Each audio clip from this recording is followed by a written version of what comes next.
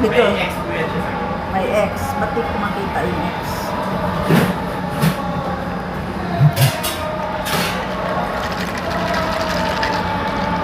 Ay, kainit sa labas. Palamig tayo. Sa gitna daw tusukin. Ikaw nga ga. Hindi ko makita yung X. Baka ma-ayupiin na naman yung stove. Wala yung dati. Okay. Thank you.